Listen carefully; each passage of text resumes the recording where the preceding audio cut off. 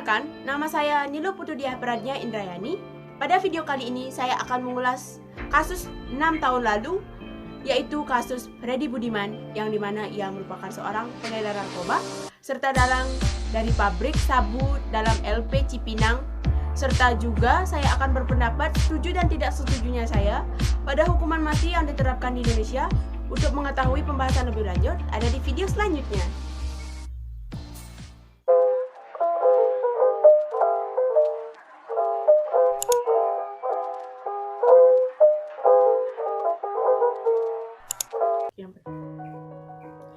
Freddy Budiman lahir di Surabaya, tepatnya di Jalan Kerembangan Baru nomor 7. Tepat 6 tahun lalu, Freddy Budiman dieksekusi mati bersama 3 orang lainnya di lapangan tembak Panaluan, Nusa Kambangan. Ia divonis hukuman mati karena terbukti terlibat dalam berbagai kasus pengedaran narkoba di Indonesia. Bahkan, Freddy sendiri merupakan dalang dari produksi sabu dalam penjara. Awalnya Freddy memulai dunia hitam sebagai seorang pencopet, kemudian ia merantau ke Jakarta saat dewasa hingga akhirnya memilih menetap di ibu kota. Pada tahun 1997, Freddy terlibat dalam kasus narkoba pertamanya hingga dijebloskan ke LP Cipinang. Pada tahun 2009, Freddy kembali berhadapan dengan penegak hukum lantaran menyimpan 500 gram sabu-sabu. Pada masa itu, ia divonis 3 tahun 4 bulan penjara. Tidak kenal yang namanya kapok, Freddy kembali beraksi hingga tertangkap aparat pada tahun 2011. Saat itu ia memiliki ratusan gram sabu-sabu dan bahan pembuat ekstasi. Apa itu ekstasi? Ekstasi merupakan metilendoksimetamfetamina atau sebuah senyawa kimia yang berupa kapsul atau pil dengan logo serta karakter unik yang sering digunakan sebagai alat reaksi, membuat penggunanya menjadi sangat aktif.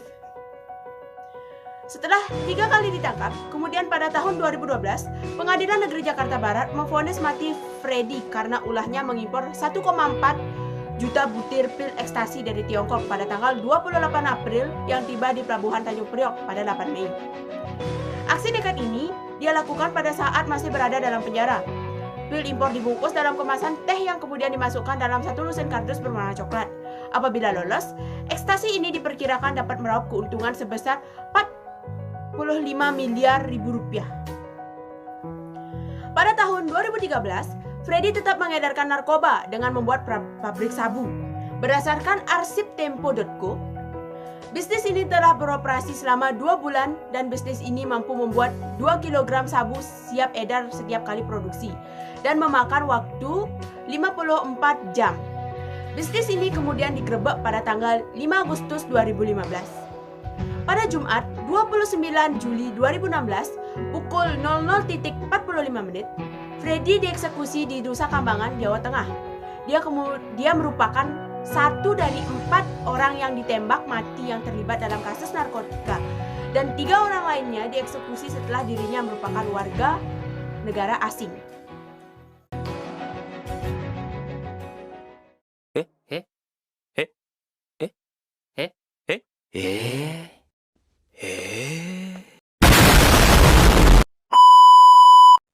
Oke, sebelum berpendapat, kita alangkah baiknya mengenal apa itu hukuman mati. Hukuman mati atau pidana mati adalah praktik yang dilakukan suatu negara untuk membunuh seseorang sebagai hukuman atas suatu kejahatan. Vonis yang memerintahkan seseorang tersangka didakwa dengan hukuman mati dapat dikatakan telah divonis mati, dan tindakan pelaksanaan hukuman tersebut disebut sebagai eksekusi. Hukuman mati di Indonesia sendiri mulai diberlakukan sejak bulan Januari 1998. Tujuan dari hukuman mati adalah untuk membuat efek jera bagi pelaku kejahatan. Maka dari itu saya berada di pihak pro atau setuju dengan hukuman mati yang ada di Indonesia. Indonesia sendiri menerapkan sistem the rule of law, yang artinya hukum memiliki kedudukan yang paling tinggi. Maka segala sesuatu kejahatan dapat terselesaikan dengan hukum. Bila dikatakan kejahatan yang dilakukan telah melampaui batas dan sesuai dengan hukum undang-undang yang berlaku, maka seseorang dapat dijatuhi hukuman yang lebih berat, salah satunya dieksekusi mati.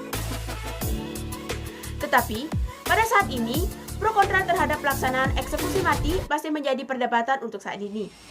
Eksekusi mati adalah suatu hukuman atau vonis yang dijatuhkan pengadilan atau tanpa pengadilan sebagai bentuk hukuman terberat dijatuhkan atas seseorang akibat perbuatannya. Namun, sebagian orang tidak setuju dengan diadakannya hukuman mati. Karena baginya, hukuman mati merupakan bentuk hukuman yang merendahkan martabat manusia dan melanggar hak asasi manusia yang paling asasi, yaitu hak untuk hidup yang tertuang dalam amandemen kedua Konstitusi Undang-Undang Dasar Pasal 28 Ayat 1. Perlu diketahui oleh kita bersama bahwa fungsi dilakukannya hukuman adalah sebagai alat untuk memaksa agar peraturan ditaati dan siapa yang melanggar diberi sanksi hukuman sehingga terwujud rasa kesejahteraan dan keamanan bagi masyarakat. Sia-sia saja aturan dibuat bila tidak ada sanksi yang diterapkan. Bila aturan itu dilanggar karena tidak ada efek jera untuk pengaruh bagi pelanggar aturan tersebut. Sehingga hukuman mati itu sangat diperlakukan karena selain dapat memberi efek cegah dan rasa takut bagi orang lain untuk tidak melakukan pelanggaran, dan juga dapat memberikan rasa aman dan terlindung bagi setiap orang. Seperti yang sudah dikatakan sebelumnya, menurut sebagian masyarakat, eksekusi mati melanggar pasal 28A Undang-Undang Dasar 1945. Tetapi di pasal 28D Undang-Undang Dasar 1945 juga jelas tertera bahwa manusia berhak untuk mendapatkan perlindungan. Contohnya perlindungan dari kejahatan narkoba yang dapat tiba-tiba mengancam nyawa. Dalam hal yang seperti ini, asas kepentingan umum sangat harus ditegaskan, menyampingkan kepentingan khusus atau pribadi. Logikanya seperti ini. Bila 1000 orang terancam nyawa karena seorang terpidana narkoba melakukan tindak kejahatan untuk kepentingan pribadinya atau kelompoknya. Dalam aturan Undang-Undang Narkotika Nomor 35 Tahun 2009, hukuman berat bagi narapidana narkoba adalah mulai dari penjara seumur hidup hingga eksekusi mati.